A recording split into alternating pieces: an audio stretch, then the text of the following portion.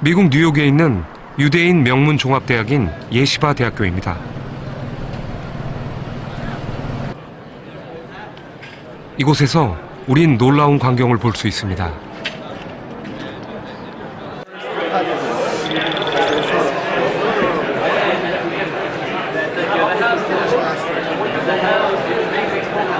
시끄러운 소리로 가득 찬 이 넓은 공간은 다름 아닌 도서관입니다. 학생들은 책을 펴놓고 큰 소리로 떠들고 있습니다. 언뜻 보면 상대에게 화가 나서 따지는 것처럼 보이는데요. So we are talking about Friday. I think so. Fine. So we're talking about Friday. Let's just try to run out of possibilities. We're running out of possibilities. What are we gonna do? What are you doing? What? What are we doing? We're studying. Talmud. You don't seem studying. You're just arguing.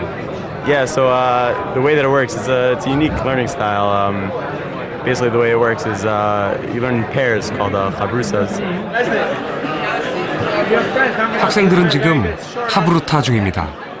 Well, traditionally in the Talmud it means having a study partner. The idea is you learn better that way than if you just learn by yourself because someone challenges you. And this was true of my education also. I think one reason that the students did so well was we learned from each other.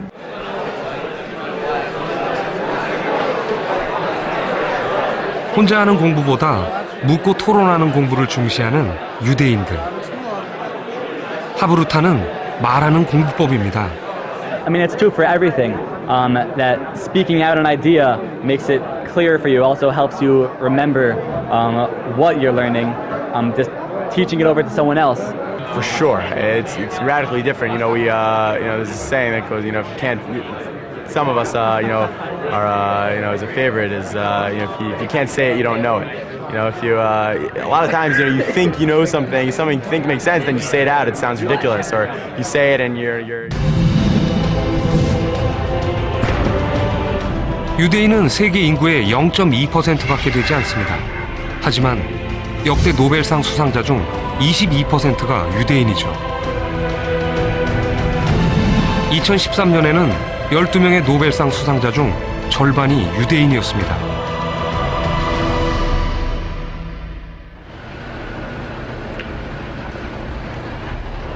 유대인이 금융, 경제, 법률 등 모든 분야에서 성공하는 비결. 그 속에 하브루타가 있습니다.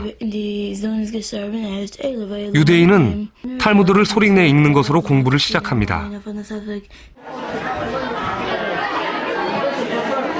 뉴욕에 있는 유대인 예배당. 토요일 저녁이면 아이들 말소리로 혼이 나갈 만큼 소란스럽죠.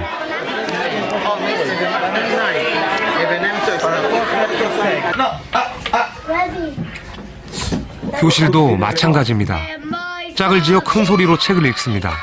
모두 하브루타를 몸에 익히는 과정입니다. My father taught English. And he told me, I still remember when I was a little boy, he said, never be ashamed to ask questions in class. I don't think this is only good for Jewish people. I think everyone can learn from it.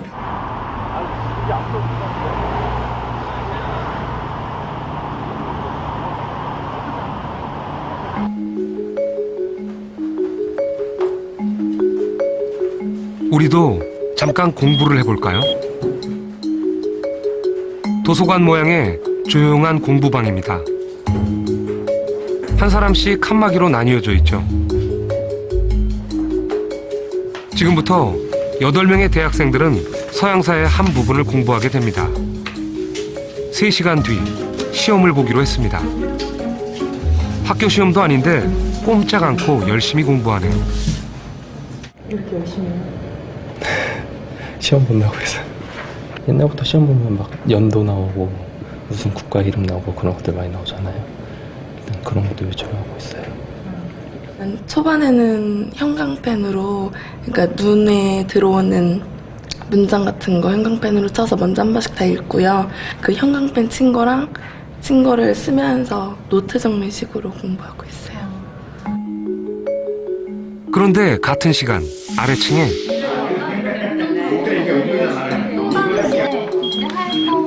또 하나의 공부방이 있습니다. 말하는 공부방입니다. 이 방에서는 혼자 공부해서는 안 됩니다. 서로 묻고 설명하며 공부해야만 하죠. 다들 혼자가 익숙할 텐데 시끄러워 공부가 되기나 할까 걱정입니다. 결국에 이 식민지들까지 다 이어서 하나의 큰 제국으로 같은 그래도 공부가 재미있어 보입니다. 하는 줄을 많이 치시거나 그러시진 않으셨네요. 이거 진짜 기억하고 보지 않고 말해야 된다고 염두에 두고 보니까 좀 더 이 기억을 주입시킬 때부터 좀 짜임새를 내가 먼저 구축하려고 노력을 하게 된 것 같아요.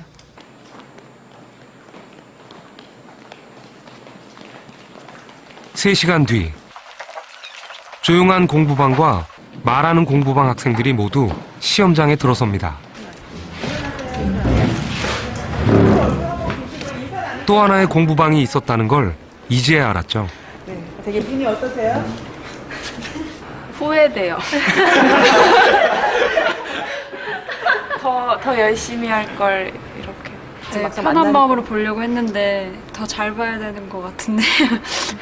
지금부터 시험을 시작을 하겠습니다. 네, 문제지 펼치고 시험 문제 풀어주세요.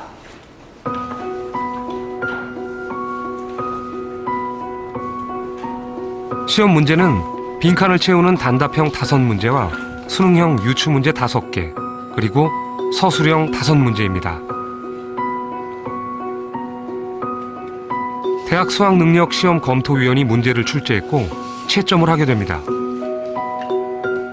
시험 시간은 1시간입니다. 조용한 공부방 학생들입니다. 잘 풀고 있을까요? 막상 시험지를 받고 시험 문제를 풀려고 하니까 딱 그 중요한 부분에서 생각이 안 나고 막상 시험지를 보니까 잘 안 되더라고요. 이쪽은 말하는 공부방 학생들입니다. 어디가 시험보다 잘 봤을 것 같아요? 확실히 여기가 더 잘 봤을 것 같은데요. 자기가 아는 게 모르는 게 나오니까 아는 거는 제끼고 모르는 것부터 먼저 공부할 수 있는 그렇게 되거든요. 내가 설명해 줄 때 내가 잘 모르는 부분을 스스로 캐치할 수 있다는 거. 오늘 배운 부분만큼은 좀 그래도 많이 기억에 남겠죠. 달랐던 것은 3시간의 공부법. 정말 말하는 공부방이 시험을 더 잘 봤을까요?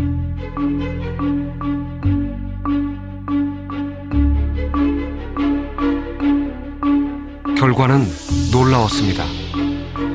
단답형 점수가 말하는 공부방이 2배나 높습니다.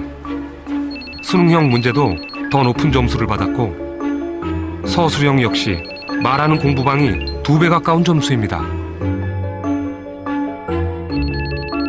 말하는 공부법엔 어떤 비밀이 숨어 있을까요?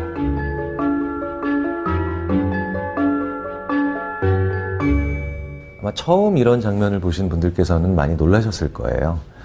그런데 이게 심리학자들의 눈으로 보기에는 그다지 놀라운 결과가 아닙니다.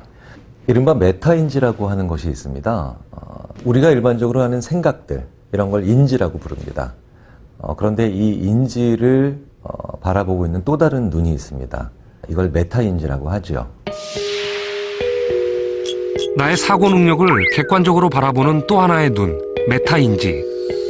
메타인지는 내가 아는 것과 안다고 착각하는 것을 파악하는 능력입니다. 나 자신을 아는 거죠. 그렇다면 어떻게 하면 메타인지를 상승시킬 수 있을까? 바로 이 설명에 그 해답이 있습니다.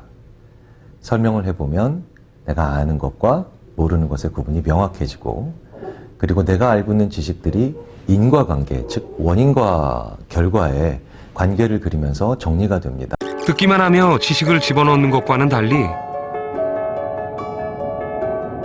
말로 설명하면 내가 아는 것과 모르는 것, 필요한 것과 필요 없는 것이 생각으로 정리되는 걸 느끼죠. 메타인지가 작동하기 때문입니다. 보시죠. 이 학습 피라미드는 공부를 한 다음 24시간 후에 남아있는 비율을 나타낸 것입니다. 듣는 공부는 5%가 남지만 말하는 공부는 90%가 남습니다.